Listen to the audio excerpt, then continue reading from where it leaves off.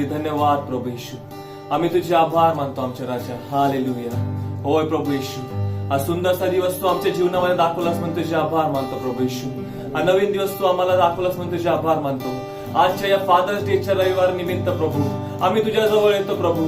तू आमचा जो स्वर्गातील पिता आहे तुझे आम्ही आभार मानतो प्रभू, कारण की तू आपल्या पुत्राला आमच्यासाठी अर्पण केलं आहेस. होय देवा, आम्ही तुझे आभार मानतो देवा की तू आमच्यासाठी आमच्यावर एवढी प्रीती केली की तू आपला एकुलता एक पुत्र आमच्यासाठी अर्पण दिला आहेस. होय आमच्या आबा फादर, आम्ही तुझे आभार मानतो.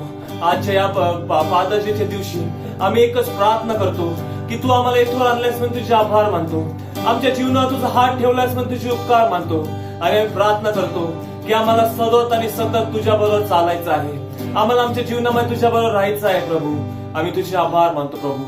होय येशू. हालेलुया. प्रभू येशू ख्रिस्त, आम्ही तुझे आभार मानतो. आब्बा फादर, आम्ही तुझे आभार मानतो. आमच्या स्वर्गातील पित्या, आम्ही तुझे आभार मानतो. हालेलुया. कारण देवाने जगावर एवढी प्रीती केली की त्याने आपला एकुलता एक पुत्र दिला, यासाठी की जो कोणी त्यावर विश्वास ठेवतो त्याचा नाश होऊ नये, तर त्याला सार्वकालिक जीवन प्राप्त व्हावे. हालेलुया. कुछ नहीं चाहिए खुदा, बस तू ही तू चाहिए. कुछ नहीं चाहिए खुदा, बस तू ही तू चाहिए. कुछ नहीं चाहिए खुदा, बस तू ही तू चाहिए. पुन्हा एकदा, कुछ नहीं चाहिए. कुछ नहीं चाहिए खुदा, बस तू ही तू चाहिए. तू मेरा पिता, मैं तेरा बेटा, ये रिश्ता काफी है मुझे. तू मेरा पिता, मैं तेरा बेटा, ये रिश्ता काफी है मुझे. तू मेरा पिता, मैं तेरा बेटा, ये रिश्ता काफी है मुझे. कुछ नहीं चाहिए खुदा, बस तू ही तू चाहिए.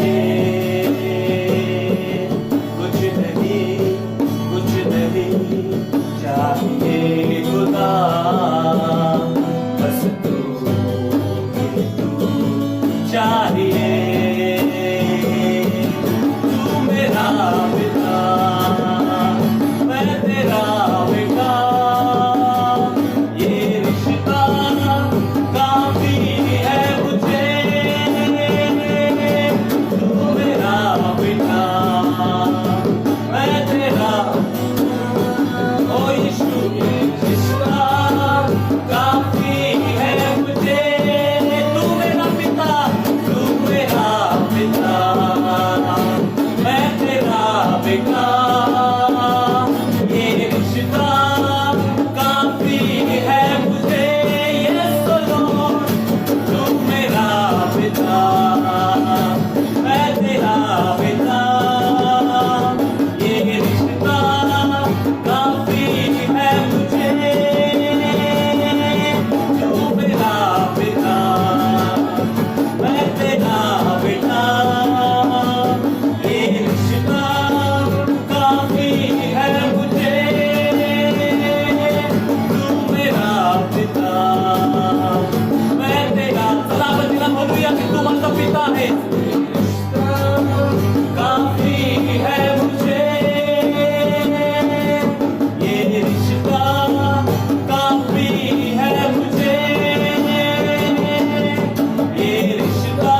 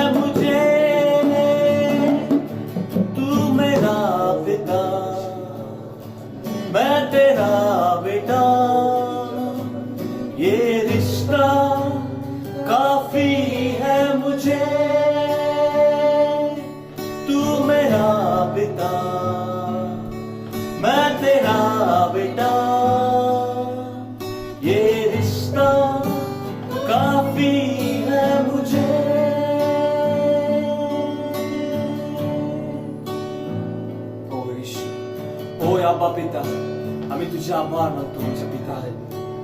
Hallelujah, hallelujah. ये रिश्ता काफी है मुझे. हे नातं माझ्यासाठी पुरेसं आहे. होय आमच्या पिता, की तू माझा बाप आहेस, तू माझा पिता आहेस आणि मी तुझा मूल आहे, मी तुझं लेकरू आहे. देवाचं वचन स्तोत्र संहिता 68 आणि 5 यामध्ये असं म्हणतं, पितृहीनांचा पिता, विधवांचा कैवारी असा देव आपल्या पवित्र निवासस्थानी आहे. एकटे असलेल्यास तो कुटुंब वत्सल करतो, बंदिवानास बाहेर काढून भाग्यवान करतो, परंतु बंडखोर वृक्ष प्रदेशात राहतात. तो पितृहीनांचा पिता आहे. He is a father to the fatherless. Those who have lost their father, God is their father. Our heavenly Father is enough for us. ज्यांनी आपल्या जीवनातून पितृछत्र हरपलं आहे, त्यांच्यासाठी देवाचं वचन म्हणतं की तो पितृहीनांचा पिता आहे. आज ज्या वेळेला आपण फादर्स डे म्हणतो किंवा पितृदिन म्हणतो, त्यावेळेला असे अनेक अनाथ लेकरं आहेत की ज्यांना आपल्या वडिलांचा सहवास फार थोड्या वर्षांसाठी लाभला, फार थोड्या काळासाठी लाभला. काही जणांनी कदाचित त्यांच्या वडिलांना त्यांनी पाहिलंही नसेल, कदाचित त्यांच्या जन्मानंतर ते मरण पावले असतील, कोणतीही कारण असतील. परंतु आज जे कोणी तुम्ही ऐकत आहात, पाहत आहात, देवाचं वचन तुम्ही ऐकत आहात, या देवाच्या वचनामध्ये म्हटलं आहे की तो पितृहीनांचा पिता आहे आणि हे नातं आमच्यासाठी पुरेसं आहे. कदाचित आपल्या वडिलांबद्दल ते असूनही तुम्हाला वाटत असेल की माझ्या वडिलांचा मला काही उपयोग नाही. असे वडील काय कामाचे, जे आमची काळजी घेत नाही, जे आमच्याकडे लक्ष देत नाही. वडील असूनही आम्ही एकटं जीवन जगत आहोत, ते माझ्या आई बरोबर असं वागतात. त्यांनी कदाचित काही जणांच्या बाबतीमध्ये असा अनुभव असेल की कदाचित वडिलांनी त्यांना सोडून दिलं असेल. परंतु आज सकाळी देवाचं वचन सांगतं की तो पितृहीनांचा पिता आहे. ज्यावेळेला आपण देवाचं वचन पाहतो उत्पत्तीच्या पुस्तकामध्ये, इश्माएल आणि हगार यांच्याविषयी आम्हाला पाहायला मिळतं की ज्या वेळेला इश्माएलला घेऊन हगार त्या बैरशेबाच्या रानामध्ये भटकत राहिली होती आणि तिच्याकडे जेवढं पाणी होतं ते पाणी संपलं आणि आपल्या मुलाचा मृत्यू डोळ्यानं पाहू नये यासाठी ती दूर उभी राहिली. पण देवाचं वचन सांगतं उत्पत्ती 21 आणि 16 वचनामध्ये की तिनं त्या मस्केतील पाणी संपल्यावर तिने त्या मुलाला एका झुडपाखाली टाकले. ती बाणाच्या टप्प्या इतकी दूर जाऊन त्याच्या समोर बसली, कारण ती म्हणाली आपण आपल्या मुलाचा मृत्यू पाहू नये, आणि ती त्याच्या समोर बसून हंबरडा फोडून रडू लागली. देवाने मुलाची वाणी ऐकली आणि त्याला म्हटलं भिवू नको, कारण मुलगा आहे, तेथून देवाने त्याची वाणी ऐकली आहे. जे सिंगल पेरेंट्स आहे, कदाचित आपल्या लेकरांविषयी तुम्हाला चिंता आहे, काळजी आहे की मी या लेकराला कसं वाढवणार आहे, मी एकटी काय करू, आता मी यांची जबाबदारी कशी पाहू, मी कशा रीतीने यांना चांगलं शिक्षण देऊ शकते, मी एकटीच आहे. देवाचं वचन पुढे सांगतं 20 वचनामध्ये देव त्या मुलाचा पाठीराखा झाला आणि तो रानात लहानाचा मोठा होऊन तिरंदाज झाला. या वचनामध्ये म्हटलं आहे की देव त्या मुलाचा पाठीराखा झाला, देव त्या मुलाचा पाठीराखा झाला. आज जे सर्व कदाचित आपण आपलं पितृछत्र हरवलं असेल, काही हरकत नाही, देव तुमचा पाठीराखा आहे, देव तुमच्या बरोबर असणार आहे, तो तुम्हाला सोडून जाणार नाही.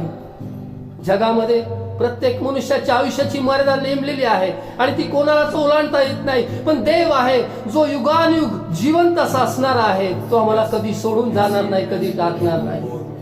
आज सकाळी कदाचित तुम्ही हताश असाल, तुमचं मन अस्वस्थ असेल की तुम्ही तुमचे वडील गमावले असतील किंवा वडील असूनही तुम्हाला त्यांच्यापर्यंत पोहोचता येत नसेल. आज सकाळी तुम्ही जेथे कुठे आहात, तुमच्या स्वर्गीय पित्याकडे पहा. तुम्ही ज्या घरामध्ये आहात, जेथे कुठे आज सकाळी तुम्ही या भक्तीमध्ये सहभागी झाला आहात, त्या ठिकाणी देव आहे. या पवित्र शास्त्रामध्ये असणारा देव, सिंहासना विराजमान असणारा देव, काल आज अनेकानुक सारखाच असणारा देव, त्याचा आणि आमचं नातं जे वडील आणि मुलगा असं नातं आहे. बाप आणि लेकर असं नातं आहे, हे नातं आमच्यासाठी पुरेसं आहे. देवाच्या वचनामध्ये आम्ही पाहतो की ज्या वेळेला मोशेला त्याच्या आई वडिलांनी त्यांना त्याचं संगोपन करता येत नव्हतं आणि म्हणून त्या नील नदीवर त्यांनी त्याला सोडून दिलं, परंतु देवानं अशा लेकराची काळजी घेतली. अशा लेकराला त्या राजवाड्यामध्ये देवानं वाढवलं. जरी लहानपणी मोशेला आपल्या बापाजवळ राहता आलं नाही किंवा वडिलांना मोशेजवळ राहता आलं नाही, त्या राजवाड्यामध्ये जाता आलं नाही, परंतु तरीही देव त्याचा पाठीराखा झाला आणि देवानं मोशेला वाढवलं.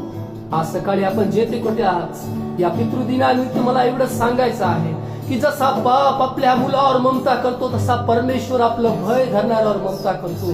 कारण तो पितृहीनांचा पिता आहे, तो तुमचा पिता, तो माझा पिता आहे, तो आमचा देव आहे आणि तो आमच्यासाठी पुरेसा आहे.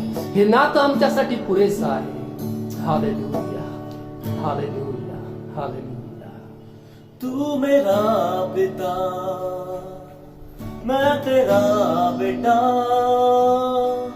ये रिश्ता काफी है मुझे. जिथे कुठे आपण आहात, आपण हे गीत गाऊया आणि त्याला म्हणूया, मैं तेरा बेटा,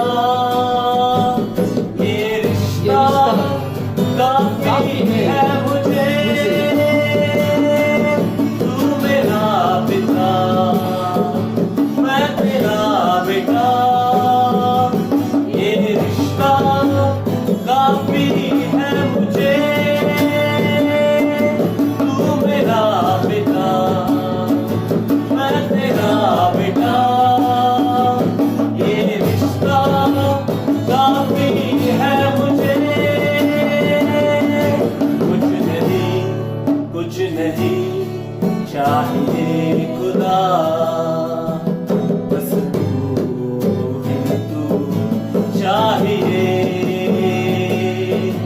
कुछ नहीं चाहिए खुदा, बस तू ही तू चाहिए. कुछ नहीं चाहिए खुदा, बस तू ही तू चाहिए. तसंच आज प्रार्थना करतो की आमच्या समोर बरोबर तू राहा. आमच्या बापा, आमच्यासाठी जे वचन तू पाठवलं आहे ते वचन आम्हाला समजण्यासाठी मदत कर. ते वचनाप्रमाणे आम्हाला जीवन जगण्यासाठी मदत कर प्रभू. आणि तुझं जे नवीन नातं तू आमच्यासाठी पुन्हा एकदा स्थापित केलंय प्रभू येशू. तू पुन्हा आम्हाला त्याची आठवण करून दिली आहे की तू आमचा बाप आहेस, आम्ही तुझे लेकर आहोत आणि हे नातेसंबंध आमच्यासाठी पुरेसं आहे. या जगातील सर्व नातेसंबंधांपेक्षा हे नातेसंबंध आमच्यासाठी पुरेसं आहे. आमच्या बापा, आम्ही तुझे आभार मानतो. आम्ही सर्व वेळ तुझ्याकडे समर्पित करतो. हे तू तुझ्या सर्व वेळेचा ताबा तू घे. ही लहानशी प्रार्थना विनंती प्रभू येशू ख्रिस्त याच्या गोड आणि पवित्र नावात मागतो म्हणतो आहे. आमेन, आमेन, आमेन, आमेन.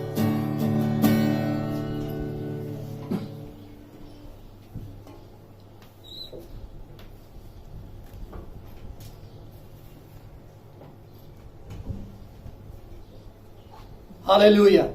माझी खात्री आहे की आजच्या सकाळची ही जी भक्तीची वेळ आहे आमच्या प्रत्येकासाठी निश्चित आशीर्वाद झालेली आहे आणि नव्यानं आमचा विश्वास वाढलेला आहे.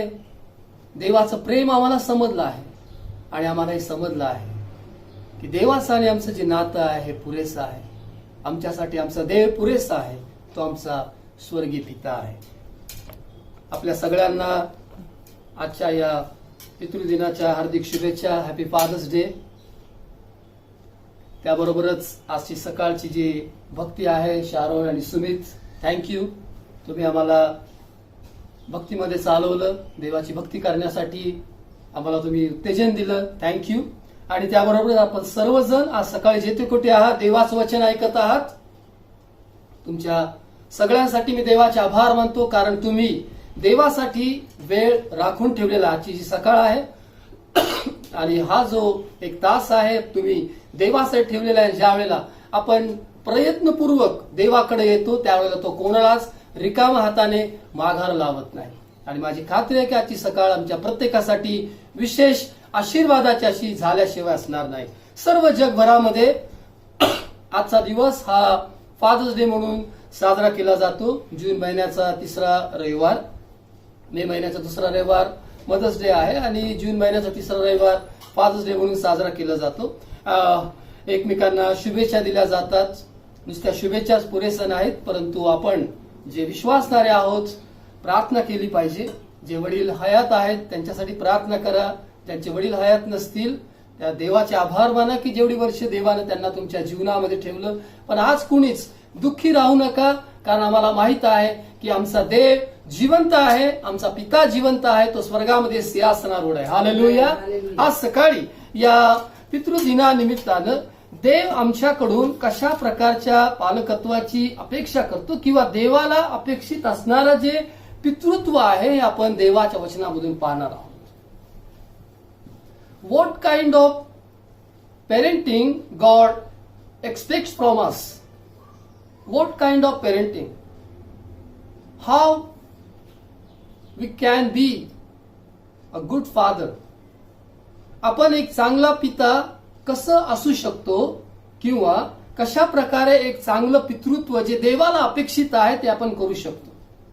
आता ज्या वेळेला मी असं म्हणतो की पितृत्व किंवा पालकत्व स्वीकारणं आहे, म्हणजे यामध्ये 2 प्रकारच्या गोष्टी आहेत. एक जी आमची दैनंदिन जबाबदारी, एक मुलांची जबाबदारी वडील या नात्याने ती आम्हाला स्वीकारायची आहे आणि त्याबरोबरच त्यांचं आध्यात्मिक पालकत्व देखील आम्हाला स्वीकारायचं आहे, कारण या दोनही जबाबदारीसाठी देवाने आम्हाला बोलावलं आहे. देवाच्या वचनामध्ये देवानं आम्हाला घराचा प्रमुख केलेला आहे आणि एवढंच नाही तर सरकारने पण त्याला मान्यता दिली असं वाटतं, कारण रेशन कार्डवर कुटुंब प्रमुख म्हणून वडिलांचं नाव असतं की आपण कुटुंबाचे प्रमुख आहोत.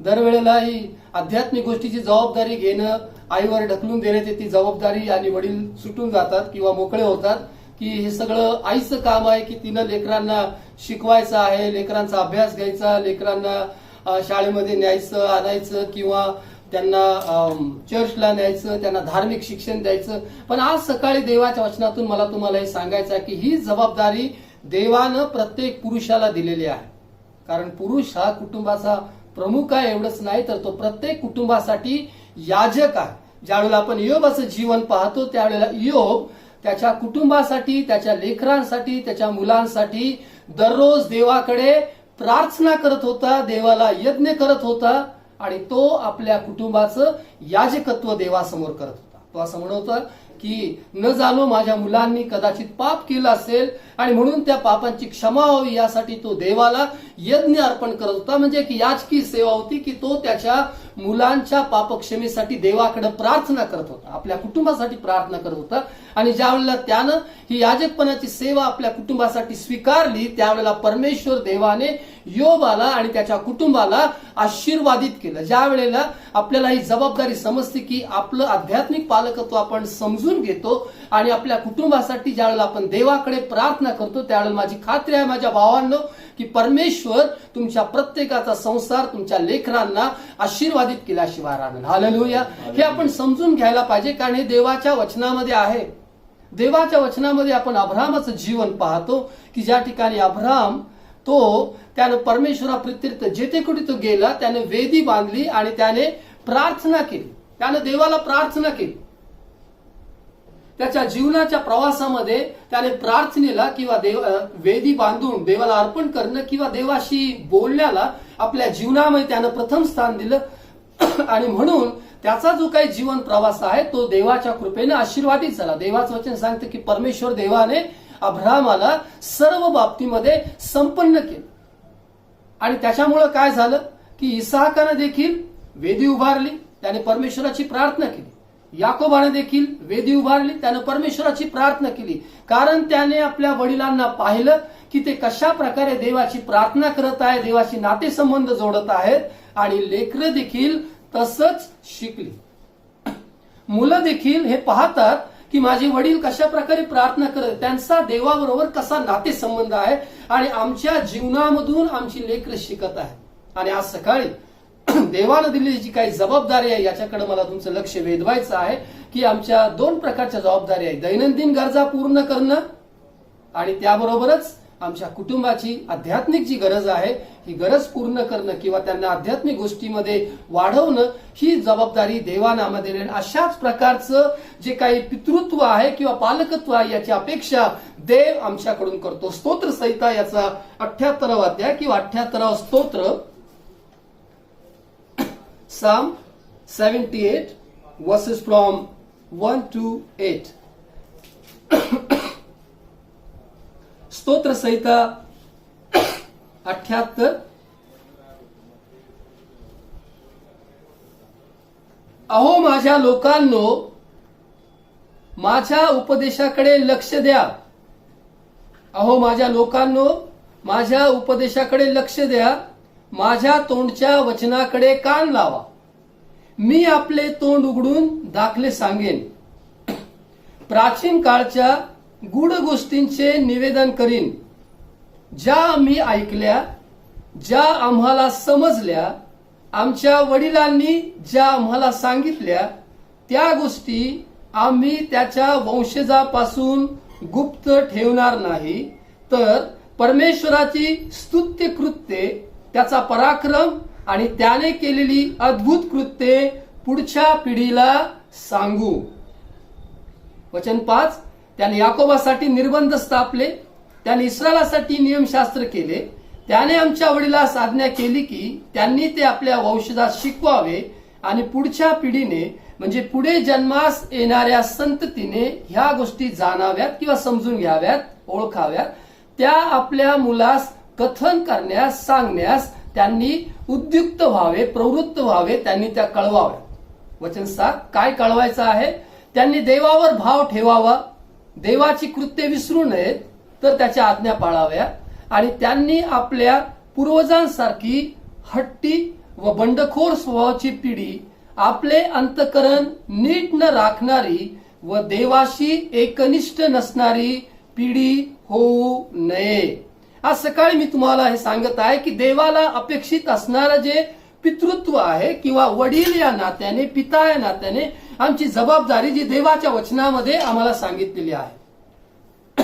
आता या स्तोत्रामध्ये आसाफ असं म्हणत आहे, तो म्हणतो की माझ्या लोकांनो माझ्या उपदेशाकडे लक्ष द्या. कारण तो म्हणतो असं नाही, तर पवित्र आत्मा त्याच्याद्वारे बोलत आहे. कारण कोणीच आपल्या मनाचा संदेश सांगत नाही. देवाचं वचन सांगतं की देवाच्या पवित्र आत्मेने प्रेरित झालेल्या मनुष्याने देवापासून आलेला संदेश सांगितला आहे. म्हणून स्तोत्र 78 मध्ये असं म्हटलेलं आहे की तुम्ही माझा उपदेश ऐका, माझ्या वचनाकडे लक्ष लावा. 4थ्या वचनामध्ये म्हटलं आहे, 3ऱ्या वचनात, ज्या आम्ही ऐकल्या, ज्या आम्हाला समजल्या, आमच्या वडिलांनी ज्या आम्हाला सांगितल्या, त्या गोष्टी आम्ही त्यांच्या वंशजांपासून गुप्त ठेवणार नाही. आणि आज सकाळी मला हे सांगायचं आहे की ज्या गोष्टी आम्ही ऐकलेल्या आहेत, ज्या गोष्टी आम्हाला समजल्या आहेत, ज्या गोष्टी आमच्या वडिलांकडून एक वारसा हक्काने आमच्याकडे आलेल्या आहेत, त्यांनी आम्हाला सांगितलेल्या आहेत, त्या गोष्टी आम्ही त्यांच्या वंशजापासून गुप्त ठेवणार नाही. म्हणजे आमच्या पिढीला आम्ही त्या कळवणार आहोत. आम्ही त्या कळवणार आहोत. पहा ना, जगातलं जर उदाहरण घेतलं तर एखाद्याची जर काही प्रॉपर्टी आहे,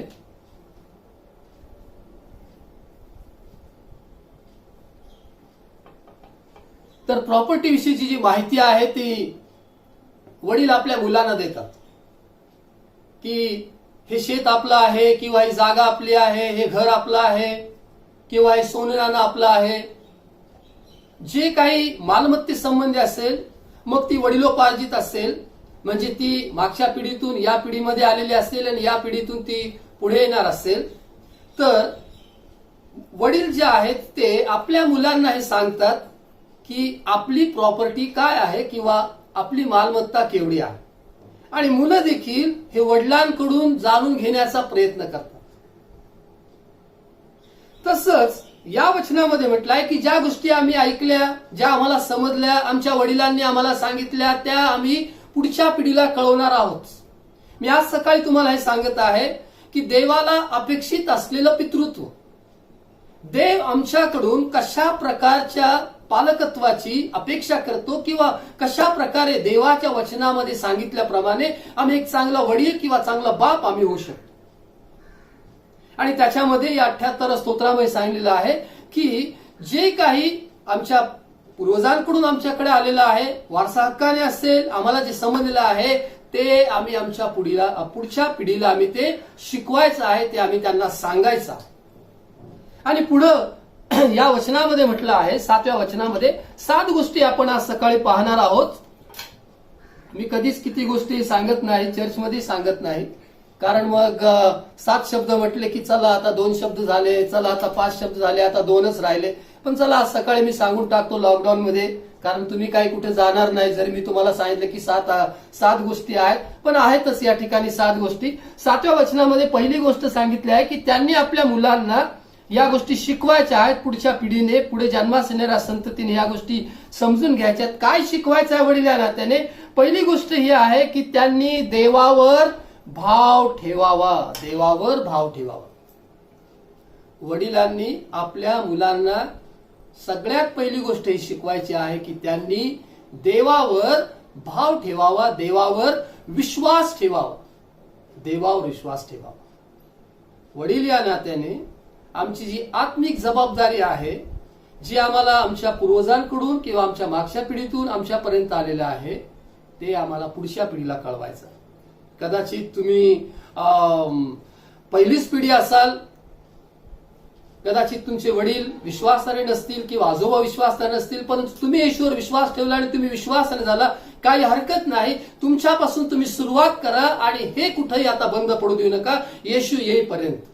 जे सत्य तुम्हाला समजलं आहे, पहिली गोष्ट ही आहे की त्यांनी देवावर भाव ठेवावा. आपल्या मुलांना आपण शिकवलं पाहिजे की त्यांनी देवावर विश्वास ठेवला पाहिजे. देवावर विश्वास ठेव. या पवित्र शास्त्रामध्ये असणारा देव, आकाश आणि पृथ्वीचा निर्माण करता देव, ज्या देवाने आपल्या एकुलता एका पुत्राला जगामध्ये पाठवलं, जो प्रभू येशू आमच्यासाठी या जगात आला, आमच्या पापांसाठी वधस्तंभावर मरण पावला, तो मेला इतकंच नाही तर त्याने मरणावर विजय मिळवला, तो पुनरुत्थित आहे, तो स्वर्गात घेतला गेला, आज तो सिंहासनावर आहे आणि तो पुन्हा गौरवाने येणार आहे. हे जे काही आहे हे आम्ही आमच्या लेकरांना सांगायचं आहे, आमच्या मुलांना सांगायचं आहे की या देवावर तुम्ही विश्वास ठेवा की जो देव आमचं तारण करण्याकरता समर्थ आहे. हालेलुया. या देवावर विश्वास ठेवा की ज्या देवाच्या द्वारे आम्हाला सार्वकालिक जीवन मिळतं. या देवावर विश्वास ठेवा की जो सर्वांचा न्याय करण्यासाठी पुन्हा येणार आहे. या देवावर विश्वास ठेवा की जे त्याच्यावर विश्वास ठेवतात त्यांना अंतरामध्ये घेऊन जाण्यासाठी जो लवकर येत आहे. या देवावर विश्वास ठेवा की जो अनादि कालापासून अनंत कालपर्यंत सिंहासनावर विराजमान आहे, जो स्वयं अस्तित्वात असणार आहे, ज्याला कोणी निर्माण केलं नाही, जो सर्वांच्या पूर्वीचा आहे, जो आदी आहे, जो अंत आहे, जो प्रारंभ आहे, जो शेवट आहे, जो सार्वभौम आहे, त्या देवावर विश्वास ठेवा. त्या देवाचं नाव येशू असं आहे. त्याच्यावर विश्वास ठेवा. आपल्या मुलांना शिकवा की त्यांनी देवावर भाव ठेवा, त्यांनी देवावर विश्वास ठेवावा.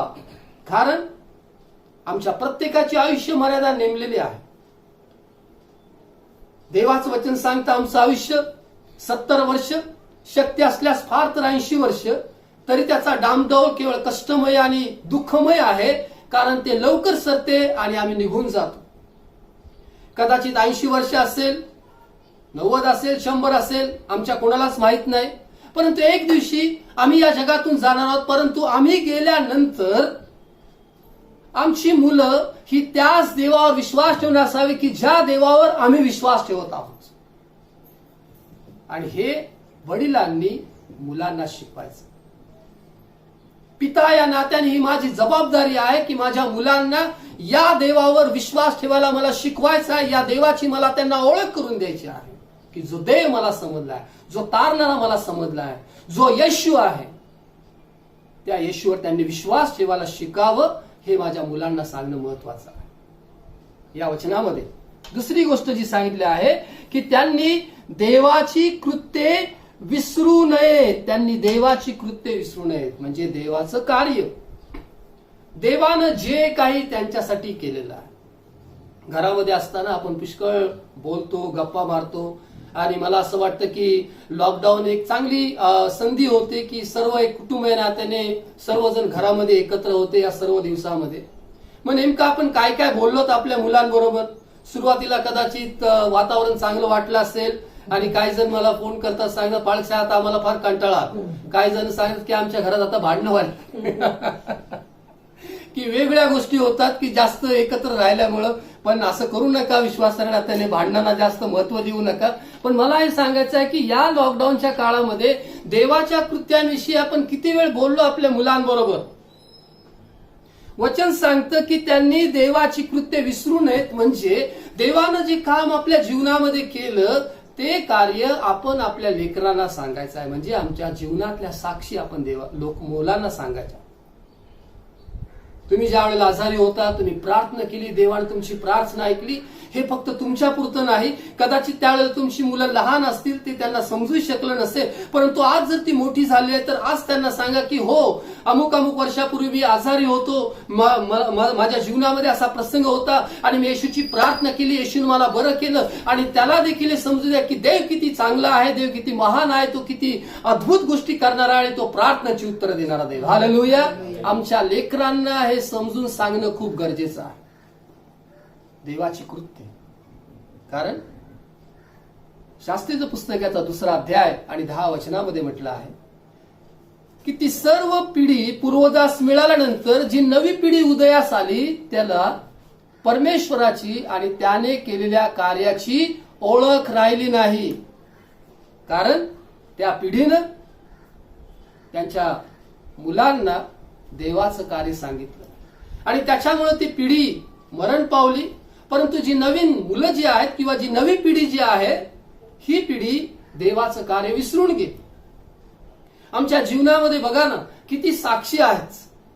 ज्यावेळेला आम्ही देवाकडे प्रार्थना केली, देवानं आम्हाला आर्थिक पुरवठा केला. ज्यावेळेस आम्ही प्रार्थना केली, देवानं आम्हाला आरोग्य दिलं. आम्ही कुठल्या समस्ये संकटामध्ये होतो आणि त्या ठिकाणी देवानं आमचं सहाय्य केलं. मग हे फक्त आमच्या पुरतंच आहे का?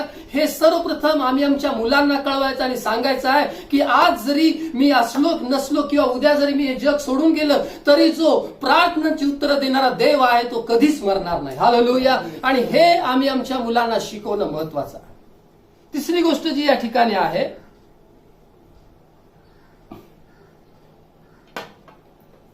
त्याच्या आज्ञा पाळाव्यात. पहिली गोष्ट सांगितलेली आहे की त्यांनी देवावर भाव ठेवावा.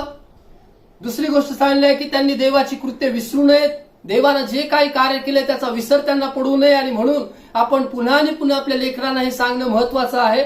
ही फक्त संडे स्कूलची टीचरची जबाबदारी नाही किंवा पालकांची जबाबदारी नाही की त्यांनी देवानं काय केलेलं आहे मुलांना सांगावं.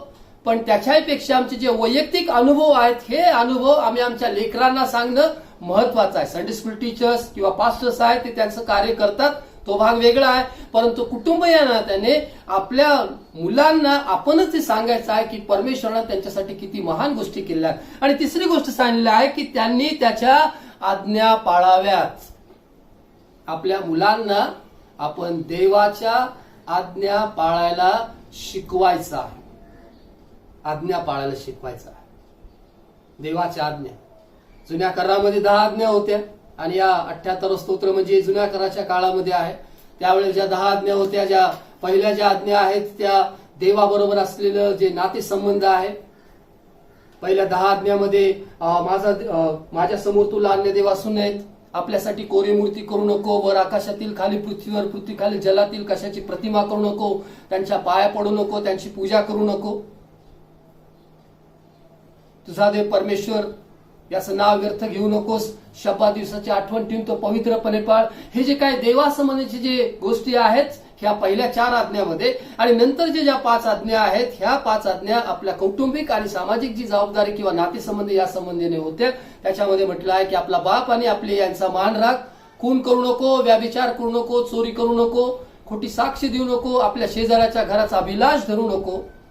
हे जे काय आहे, ह्या वैयक्तिक आमचं कुटुंबामध्ये राहत असताना आई वडिलांचा आदर सन्मान करणं, त्यांच्या आज्ञा पाळणं आणि त्याबरोबरच समाजामध्ये आम्ही कशा प्रकारे जीवन जगावं या संबंधी सांगितलेल्या या आज्ञा होत्या. आणि म्हणून ह्या ज्या काही 10 आज्ञा आहेत, ह्या 10 आज्ञा प्रभू येशू ख्रिस्तानं नवीन करारामध्ये फक्त 2 आज्ञामध्येच बसत. आणि त्यानं या 2 आज्ञा त्याने सांगितल्या. पहिली आज्ञा त्याने सांगितली की तू आपला देव परमेश्वर याच्यावर पूर्ण मनानं, पूर्ण जीवानं, पूर्ण शक्तीनं, पूर्ण बुद्धीने प्रीती कर.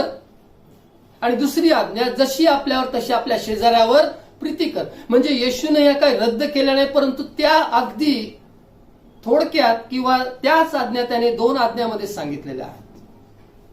आणि आम्ही आमच्या मुलांना त्याच्या आज्ञा पाळायला शिकवायचं आहे. देवावर प्रेम करायला शिकवायचं आहे आणि इतरांवर प्रीती करायला आपण शिकवायचं आहे. त्यानंतर चौथी गोष्ट सांगितलेली आहे, आणि त्यांनी आपल्या पूर्वजांसारखी हट्टी पिढी होऊ नये. हट्टी म्हणजे न ऐकणार. आपण घरामध्ये म्हणतो ना, मुलगा फार हट्टी आहे किंवा मुलगी फार हट्टी आहे. हट्टी आहे म्हणजे काय, की ते ऐकतच नाही. कितीही सांगितलं तरी ते ऐकत नाही, ते हट्टी आहेच. आणि देवाच्या वचनामध्ये हट्ट जो आहे हा याला शमूलाच्या पुस्तकात आपण वाचूया. हट्टा संबंधाने देवाचं वचन काय म्हणतं.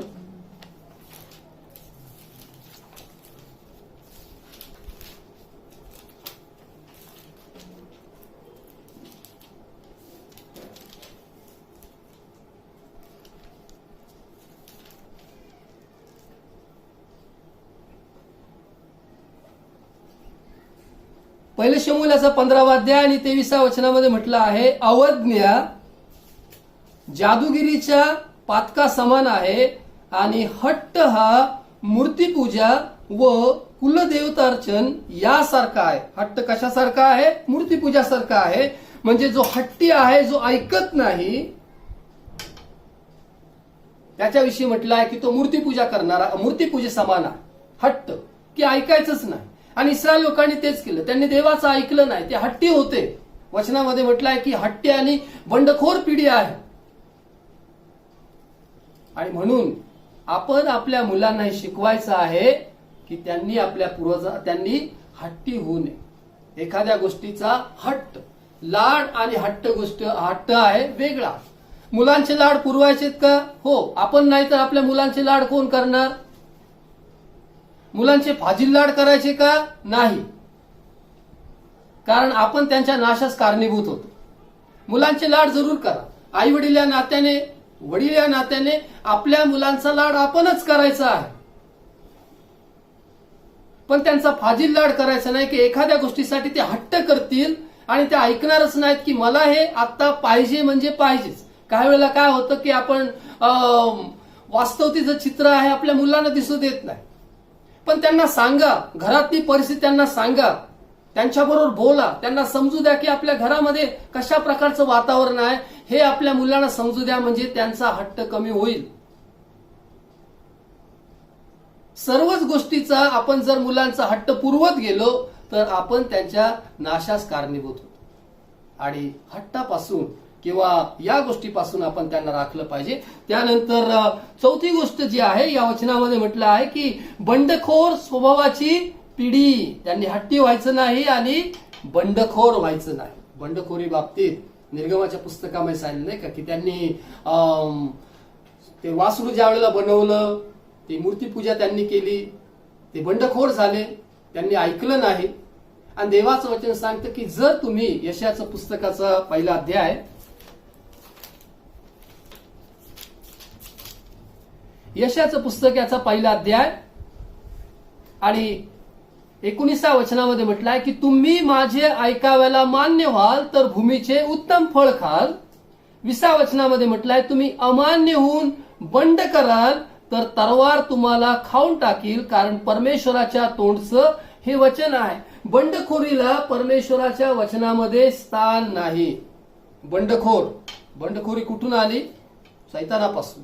स्वर्गामध्ये तो होता आणि तो आद्य देवतांपैकी एक होता, लुसिफर त्याचं नाव.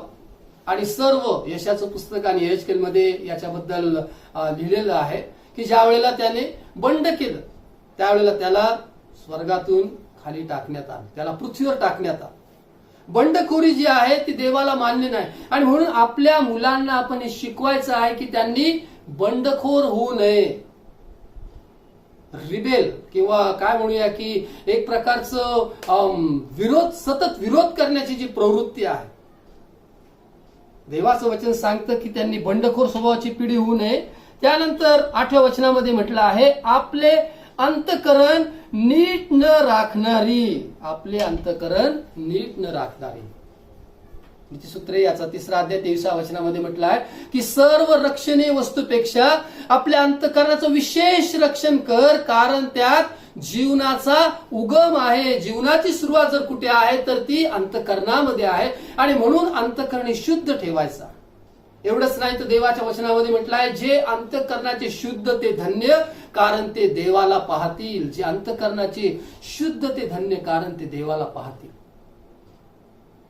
वचनामध्ये म्हटलं आहे की त्यांनी आपलं अंतःकरण जे आहे ते नीट न राखणारे असं होऊ नये, तर त्यांचं अंतःकरण नीट असलं पाहिजे, शुद्ध असलं पाहिजे. त्यांनी आपलं अंतःकरण शुद्ध ठेवणं गरजेचं आहे. अंतर्यामाची सत्यता देवाला आवडते. अंतःकरणामध्ये जर काही कपट आहे, जर कोणत्या घाणेरड्या गोष्टी आहेत, कुटील गोष्टी आहेत, ज्या देवाला न आवडणाऱ्या गोष्टी आहेत, तर वडील या नात्याने आपल्या मुलांकडे आपण लक्ष देणं गरजेचं आहे. त्यांच्या विचारात, त्यांच्या बोलण्याकडे आपलं लक्ष असायला पाहिजे, त्यांच्या वागण्याकडे आपलं लक्ष असलं पाहिजे. आणि जर त्यांच्या जीवनामध्ये जर काही चुकीची गोष्ट आहे तर आपण आपल्या वडील या नात्याने आपला अधिकार वापरून आपण मुलांना वेळीच या गोष्टी समजून सांगणं महत्वाचे. आज मी फादर्स डेच्या निमित्तानं जे सर्व पिता आहेत त्यांच्याशी बोलत आहे. देवाच्या वचनाला, देवाला अपेक्षित असणारं पितृत्व काय आहे? स्तोत्र 78 मध्ये सांगितलं की जे आम्ही ऐकलं, जे आम्हाला समजलं, जे आमच्या वडिलांनी ज्या गोष्टी आम्हाला सांगितल्या त्याच आम्हाला पुढच्या पिढीमध्ये सांगायच्या आहेत.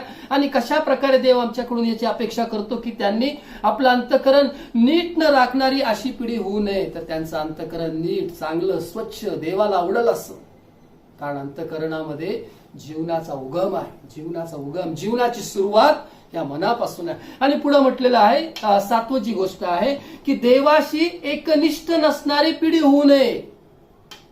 एकनिष्ठ नसणारी म्हणजे देवाची सेवा करणं किंवा देवाशी प्रामाणिक राहणं, ह्या गोष्टी जर नाहीत तर त्यांनी अशा प्रकारे होऊ नये.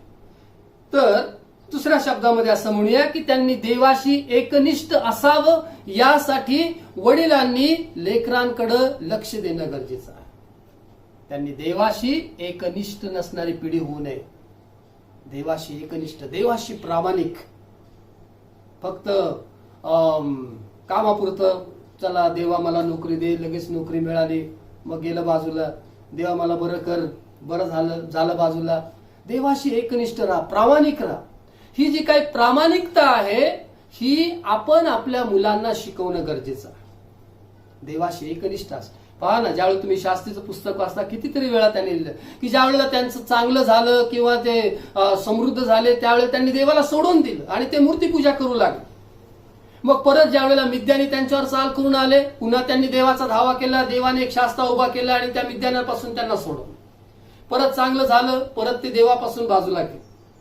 मग परत जे पलिष्ठी आहेत त्या पलिष्ठ्यांनी त्यांच्यावर जुलूम केला, त्यांनी पुन्हा देवाकडे धावा केला, देवाने त्यांना सोडवलं, शास्ता उभा केला, सोडवणारा उभा केला, न्यायाधीश उभा केला, आणि परत सगळं चांगलं झाल्यावर ते परत पाठीमागे. देवाशी एकनिष्ठ, देवाशी प्रामाणिक. वचनामध्ये सांगितलेलं आहे की अशा प्रकारची पिढी त्यांनी होऊ नये, देवाशी एकनिष्ठ नसणारी पिढी होऊ नये. आणि म्हणून या गोष्टी वडिलांनी मुलांना शिकवायच्या आहेत. एक पिढी आपण घडवत आहोत, एक पिढी आपण तयार करत आहोत. एका पिढीला आपण आध्यात्मिक पालकत्व आपण त्यांचं स्वीकारलेलं आहे. पाऊलाला जरी मूल नव्हतं तरी पाऊल आणि सिमच्या बाबतीमध्ये असं म्हणतो की ज्याला मी आध्यात्मिक जन्म दिला. फिलेमोनाचं पत्र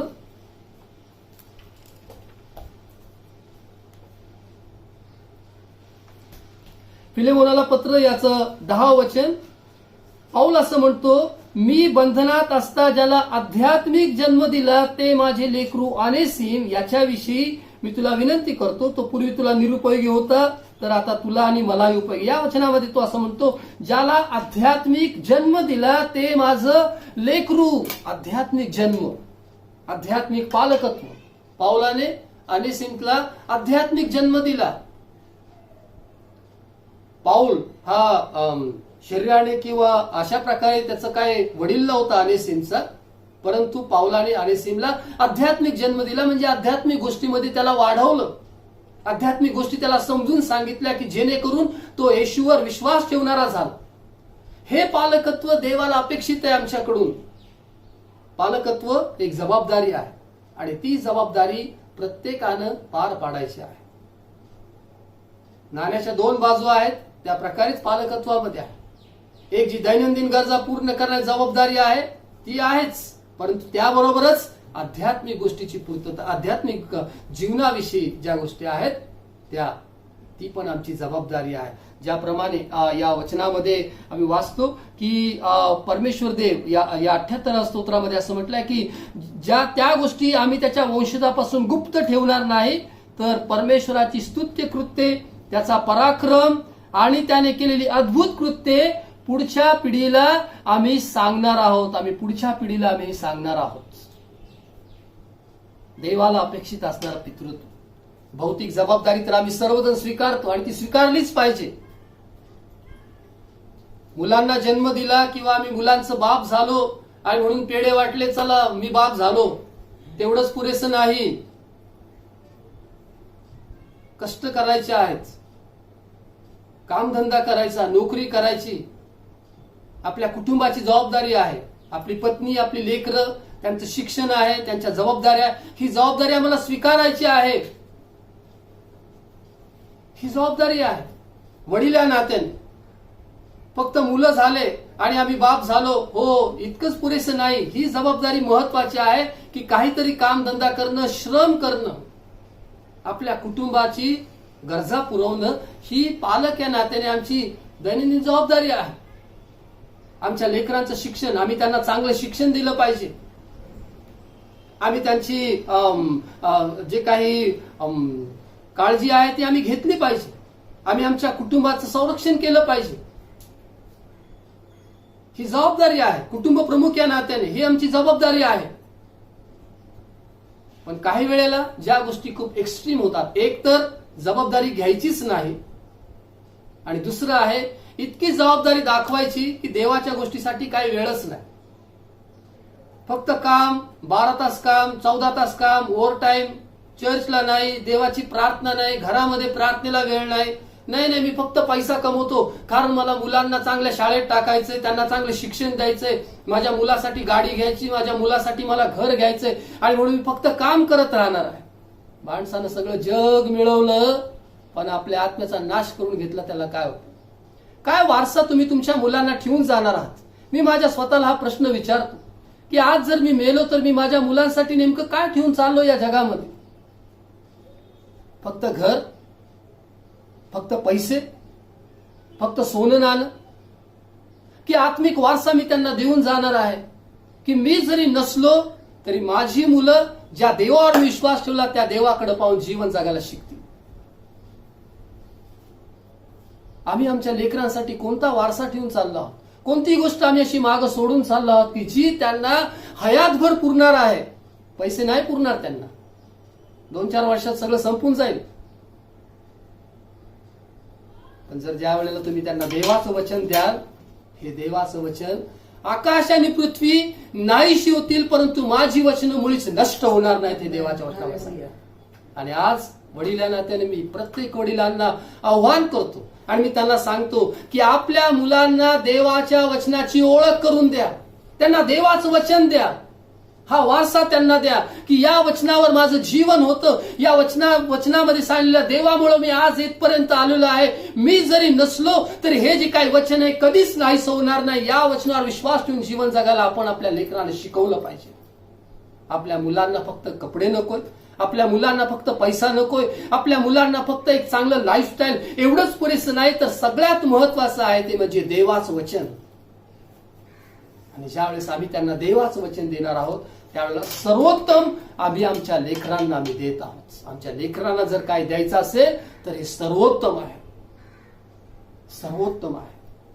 त्याच्याविषयी असं म्हटलं आहे स्तोत्र 19 मध्ये, ते सोन्यापेक्षा 52 कशी सोन्याच्या राशीपेक्षा इष्ट आहे. 52 कशी सोन्याची रास म्हणजे ढीग. आपण तर फक्त 2 ग्रॅम, 4 ग्रॅम, अर्धा तोळा आणि 1 तोळ्यातच खेळतोय. 1 तोळा सोनं, 2 तोळा सोनं, 10 तोळं, 50 तोळं. देवाचं वचन इतकं मोलवान आहे की 52 कशी सोन्याच्या राशीपेक्षा, रास म्हणजे ढीग, सोन्याचा ढीग एका बाजूला लावा आणि एका बाजूला या देवाचं वचन ठेवा. देवाचं वचन नेहमीच वरचढ असणार. हे देवाचं वचन आहे. सोनं आज आहे निघून जाईल, पैसा आज आहे निघून जाईल, पण उद्या आम्ही या जगामध्ये नसलो तरीही आमच्या नंतर आमच्या लेकरांनी हे म्हणायला पाहिजे की होय, माझ्या वडिलांनी मला देवाच्या वचनाची ओळख करून दिली, मला देवाची ओळख करून दिली आणि ते माझ्यासाठी पुरेसं आहे, ते माझ्यासाठी पुरेसं आहे. आज या फादर्स डेच्या निमित्तानं मला हे सांगायचं आहे, दोनही जबाबदाऱ्या घ्यायच्या. दैनंदिन गरजा पुरवण्याची जबाबदारी स्वीकारायचीच आहे. आपल्या मुलांसाठी कष्ट करायचे आहेत, नोकरी करायची आहे, आपल्या कुटुंबाची जबाबदारी घ्यायची आहे आणि त्याबरोबरच आध्यात्मिक पालकत्व स्वीकारायचं आहे. कदाचित कौटुंबिक गरजा पुरवण्याकरता थोडस कठीण असेल, पण प्रार्थना करूया आपण. पण त्याहीपेक्षा महत्वाचं स्थान आध्यात्मिक गरजांना द्या. दोन्ही गोष्टी महत्वाच्या आहेत, पण त्याच्यामध्ये आध्यात्मिक गोष्टी या नेहमीच वरचढ अशा आहेत. आध्यात्मिक गोष्टीला पहिलं स्थान द्या. ह्या गोष्टी आहेत, ह्या ज्या वेळेला तुम्ही आध्यात्मिक गोष्टीला स्थान द्याल त्यावेळेला देवाचे आशीर्वाद येतील. देव तुम्हाला आशीर्वाद करेन, कारण या वचनामध्ये म्हटलं आहे की मी तुला आशीर्वाद करेन, तुझी संतती आशीर्वादित करेन. ज्यावेळेला तुम्ही देवाला प्रथम स्थान द्याल, देव तुमच्या लेकरांना आशीर्वादित करणार आहे. तो तुमच्या लेकरांना आशीर्वाद करेल. माझ्या भावांनो, आज सकाळी जेथे कुठे तुम्ही आहात, तुम्ही देवाचं वचन ऐकत आहात आणि या फादर्स डेच्या निमित्तानं मला तुम्हाला हे सांगायचं आहे, एक चांगला वारसा आपल्या लेकरांसाठी ठेवून जा, जो त्यांच्यासाठी फार महत्वाचा आहे, जो पैशापेक्षा महत्वाचा आहे, प्रॉपर्टीपेक्षा महत्वाचा आहे, सोन्या नाण्यापेक्षा महत्वाचा आहे. तो म्हणजे देवाचं वचन आणि देव. या जिवंत देवाची आपल्या लेकरांना ओळख करून द्या. आपण प्रार्थना करूया. Hallelujah, hallelujah, hallelujah, hallelujah. सर्वसमर्थ देवबापा, नासरी येशू ख्रिस्ताच्या नावात आमच्याकडे येतो. तुझं नाव जे सर्व नावात श्रेष्ठ आहे, तुझं नाव जे मोलवान आहे, तुझं नाव जे मधुर आहे. तुझ्या नावाविषयी म्हटलं आहे की जे काही तुम्ही माझ्या नावानं मागाल ते मी तुमच्यासाठी करेन. प्रभू देवबापा, आज या फादर्स डेच्या दिवशी सर्व जगभरामध्ये प्रभू देवबापा, जे सर्व पिता आहेत, मी प्रार्थना करतो आत्मिक गोष्टी ओळखण्यासाठी त्यांना तो मदत कर. प्रभू येशू, प्रार्थना करतो देवबापा, आज जे तुझं वचन, ज्यांनी तुझं वचन ऐकलेलं आहे प्रभू, एक पितृत्वाची जबाबदारी स्वीकारत असताना, आपल्या कुटुंबाच्या दैनंदिन गरजा पुरवत असताना प्रभू देवबापा, जे काही ते श्रम करत आहेत, या श्रमाचं फळ त्यांना दे प्रभू. त्यांना काम करण्याकरता शक्ती दे प्रभू देवबापा. त्यांच्या कामावरच्या समस्या अडचणी दूर कर प्रभू देवबापा. त्यांच्या जॉब संबंधी काही अडचण असेल ते तू काढून टाक प्रभू देवबापा, कारण तू आमची रोजची भाकर पुरणारा परमेश्वर आहे. देवबापा, मी प्रार्थना करतो की प्रत्येक वडिलांसाठी प्रभू, जे आपल्या कुटुंबासाठी विचार करत आहेत, काळजी असेल प्रभू देवबापा, त्यांच्या मनातली चिंता काळजी दूर कर, अस्वस्थ दूर कर. ज्यांना आपल्या लेकरांच्या शिक्षणाविषयी, लेकरांच्या लग्नाविषयी काही चिंता काळजी असेल ती दूर कर प्रभू देवबापा, कारण तू आम्हाला मदत करणार देव आहेस. मी प्रार्थना करतो प्रभू देवबापा, अशा प्रत्येक पित्याला तू आज सहाय्य कर प्रभू देवबापा. ज्यांना आरोग्याची आवश्यकता आहे त्यांना तू आरोग्य दे प्रभू देवबापा. मी प्रत्येक वडिलांसाठी प्रार्थना करतो प्रभू देवबापा, त्याला खचू देऊ नकोस, त्यांना तू उभं कर प्रभू येशू. आपल्या कुटुंबासाठी श्रम करत असताना प्रभू देवबापा, त्यांच्या सर्व श्रमाचं फळ त्यांना दे अशी मी प्रार्थना करतो. त्यांना तू समृद्ध कर, भरभराट दे. त्यांच्या घरामध्ये सर्व चांगल्या गोष्टीचा तू पुरवठा कर, कुठल्याच गोष्टीची कमतरता भासू देऊ नकोस अशी प्रार्थना करतो. त्याबरोबरच देवबापा, मी प्रार्थना करतो प्रत्येक वडिला आपल्या लेकरांना त्यांचं आध्यात्मिक पालकत्व स्वीकारावं, यासाठी त्यांना तू मदत कर प्रभू येशू. त्यांना मदत कर, त्यांना मदत कर प्रभू, कारण तुझ्या वचनामध्ये म्हटलं आहे, मी तुला आशीर्वाद करेन, तुझी संतती आशीर्वाद करेन. मी तुझ्या संतावर माझ्या आत्म्याचा आणि तुझ्या संततीवर माझ्या आशीर्वादाचा वर्षाव असंच होऊ दे प्रभू देवबापा. प्रत्येक लेकरू आज तुझ्या पवित्र आत्म्याच्या सामर्थ्यानं भर, आशीर्वादानं आशीर्वादित कर प्रभू देवबापा. प्रत्येक आई वडिलांची जी लेकरं आहेत प्रभू, आज या प्रत्येक लेकराला आशीर्वाद कर, प्रत्येक तरुणाला तो आशीर्वाद कर प्रभू देवबापा. मी प्रार्थना करतो की जे दिशाहीन जीवन जगत आहेत, त्यांची पावलं भरकटत चाललेली आहेत प्रभू देवबापा. कदाचित कायनाप्रमाणे ते परागंदा भटकत राहिलेले असतील, कदाचित प्रभू देवबापा काही लेकरं आहेत जी याकोबाप्रमाणे भटकत असतील, परंतु आज तुझ्या वचनामध्ये म्हटल्याप्रमाणे तू जी भटकणारी जी पावलं आहे त्या पावलांना स्थिर करणारा परमेश्वर आहे प्रभू. या सर्व तरुण लेकरांसाठी मी प्रार्थना करतो प्रभुदेव. पहा, या तरुण लेकरांना तू स्थिर कर प्रभू येशू. योग्य निर्णय घेण्यासाठी मदत कर प्रभू. तो आमच्या चुका अपराधांची क्षमा करतो. आमच्या अपयशाच्या पलीकडे तू पाहतोस आणि म्हणून मी तीच प्रार्थना करतो. आज प्रत्येक लेकराला तू आशीर्वाद दे प्रभू येशू. त्यांचं तारुण्य तू आशीर्वादित कर प्रभू देव. जर कोणत्या चुकीच्या सवयीमध्ये ते जर अडकलेले असतील तर या बंधनातून त्यांना तू सोडव अशी येशूच्या नावामध्ये मी प्रार्थना करतो. त्यांना तू बंधमुक्त कर प्रभू येशू. बंधमुक्त कर प्रभू देव बापा. जीवनामध्ये प्रभुदेव जर त्यांनी काही गमावलं आहे, जर देवबापा ते निराश असतील तर त्यांचं सर्व नैराश्य तू काढून टाक प्रभुदेव. पुन्हा त्यांना तू उभं कर, कारण तुझ्या वचनामध्ये म्हटलं आहे की तू नाशाच्या खाचेतून दलदलीच्या चिखलामधून आम्हाला वर काढतो, खडकावर आमची पावलं स्थिर करतो, आमच्या मुखामध्ये तू नवीन गीत घालणारा परमेश्वर आहे. तीच कृपा जी दाविदावर केली तीच कृपा प्रभू प्रत्येक तरुण लेकरावर कर. नाशाच्या खाचेमध्ये जर ते असतील, जर ते दलदलीमध्ये चिखलामध्ये घाणीमध्ये या जगामध्ये जर फसत चालले असतील तर देवबापा यावेळेला तू त्यांना आपला हात दे, त्यांना वर काढ, खडकावर त्यांची पावलं स्थिर कर, त्यांच्या मुखामध्ये तुझं स्तुतिगीत घाल अशी येशूच्या नावामध्ये प्रार्थना करतो प्रभू. देवबापा तुझ्या वचनामध्ये म्हटलं आहे ज्याप्रमाणे दावीद स्तोत्रामध्ये असं म्हणतो की तो माझी पावलं जी आहेत याला हरणाच्या पायासारखं चपळ करतो. प्रभू देवबापा ही जी काही चपळता आहे, अनेक दिवसापासून ते एखाद्या परिस्थितीमध्ये जर अडकून पडलेले आहेत देवबापा, जी सर्व लेकरं आहेत, जी तरुण लेकरं आहेत प्रभुदेव, अनेक दिवसापासून त्यांच्या नोकरीमुळे, त्यांच्या जे काही नातेसंबंध आहेत त्याच्यामुळे असेल प्रभू, लग्नाच्या निर्णयासमोर ज्या कोणत्या गोष्टी आहेत, अनेक दिवसापासून जर ते आहे त्या ठिकाणामध्ये थांबून राहिले आहेत प्रभुदेव, त्यांना कुठलाच मार्ग दिसत नाही, तर आज मी प्रार्थना करतो त्यांच्या पायांना गती दे प्रभुदेव. त्यांच्याकरता तू नवीन नवीन दरवाजे उघड प्रभू येशू. आर्थिक दरवाजे उघड प्रभुदेव. त्यांच्या जीवनामध्ये एक परिणामकारी बदल घडू दे असे आज मी या पितृदिनानिमित्ताने तुझ्याकडे प्रार्थना करतो प्रभू येशू. देवबापा सर्व लेकरांचं तू सहाय्य कर प्रभू येशू. आमच्या मंडळीतील सर्व लेकरांचं सहाय्य कर, सर्व तरुण लेकरांचं तू सहाय्य कर अशी प्रार्थना करतो. आज जो प्रत्येक जण तुझं वचन ऐकत आहे प्रभू, मी प्रार्थना करतो त्या प्रत्येकाला तू सहाय्य कर प्रभू येशू. देवबापा आज एक बाप म्हणून मी तुझ्याकडे प्रार्थना करतो. या लेकरांसाठी मी प्रार्थना करतो प्रभू. या सर्व तरुण लेकरांचं सहाय्य कर प्रभू देवबापा. त्यांचं जीवन तुझ्या कृपेनं भर, आनंदानं भर प्रभू देवबापा. प्रभू येशू तुझी कृपा या सर्व लेकरांवर सर्वदा असू दे अशी येशू ख्रिस्ताच्या नावामध्ये मी प्रार्थना करतो प्रभू देवबापा. शेवटल्या दिवसात आपल्या आत्म्याचा मनुष्य मात्र वर्षाव करणारा प्रभू तुमच्या तोंडात दृष्टांत होतील या तुझ्या वचनानुसार प्रभू मी प्रार्थना करतो. प्रत्येक तरुणाचं जीवन तुझ्या आत्मिक सामर्थ्यानं भर प्रभू येशू, आणि प्रत्येकाचं जीवन तुझ्या राज्याच्या वाढीसाठी उपयोगात आण. त्यांना सर्व बाबतीमध्ये समृद्ध कर, संपन्न कर, कशाचीच कमतरता भासू देऊ नकोस. सर्व गोष्टीमध्ये त्यांना तू समृद्ध दे, तुझी कृपा करू अशी येशू ख्रिस्ताच्या नावात प्रार्थना करतो. देवबापा मंडळीमध्ये जे कोणी आजारी असतील त्यांना स्पर्श कर, त्यांना चांगलं आरोग्य दे, सर्वांना तू सुखी निरोगी ठेव अशी प्रार्थना करतो प्रभू. प्रत्येक घरामध्ये तुझी शांती दे, आनंद दे प्रभू येशू, आणि प्रत्येक घरामध्ये आज हा जो काही दिवस आहे प्रभू आनंदानं साजरा करता अशी कृपा कर, कारण तू पितृहीनांचा पिता आहेस प्रभू देवबापा.